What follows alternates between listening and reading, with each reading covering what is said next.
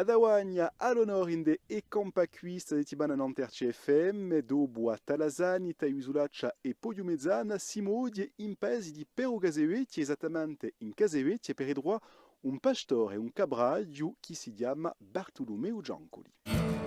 RCFM e Compacqui. La passione è nata quando era giovane. Sono sempre venuto a prendere capre come abu e come zio. Dopo sono andato al liceo agricolo e ho ripiato l'esportazione. La famiglia sono stati i pastori tutti. C'è stato un zio che aveva le pecore, un altro zio che aveva le capre e un abu che aveva le capre.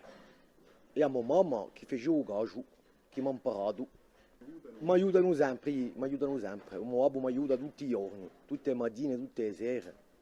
C'è mia moglie che lavora con me e i miei fratelli che mi hanno un corpo in mano. E per Casevecchie c'erano i pastori, c'erano i Bernardini in Casevecchie, nei tempi. Dopo c'era un Pero, c'era il pastore comunale, che gli l'arcica a caro di mia moglie. E dopo c'erano la famiglia Giancoli. Io faccio un fumaio fresco, un roccio, un fumaio asciutto, un fumaio basso e di non appena i doma. Allora noi lavoriamo e capre viano a fine ottobre e facciamo un fumaio fino a fine luglio. Bon, sul mestiere è complicato e per i paesi è più difficile perché è difficile ma bon, a piaglia lontana, a fare la liva un fumaio, è difficile. Ma il tempo è favorevole. La difficoltà è che la regione è povera. In Tawagna, ma la regione è povera. Dunque ci ho portato assai mangiare capre.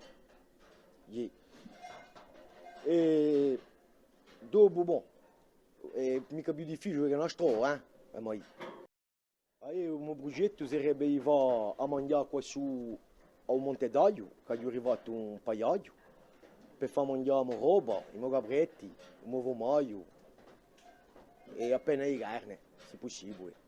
E domani sarà già un nostro ultimo ridro in Tawagna, ma compie dunque un nostro giro di Urugione per il quinto paese di Bellone Ornedo e ritroveremo un appassionato di cultura gorsa che di cantaore e di noi si chiama Tito Limongi, che ci aspetterà in uso paese di Bellone Ornedo, Nua Garbunaccia. A domani dunque per a Zeudeia Vine de Compacqui in Tawagna. RCFM e Compacqui.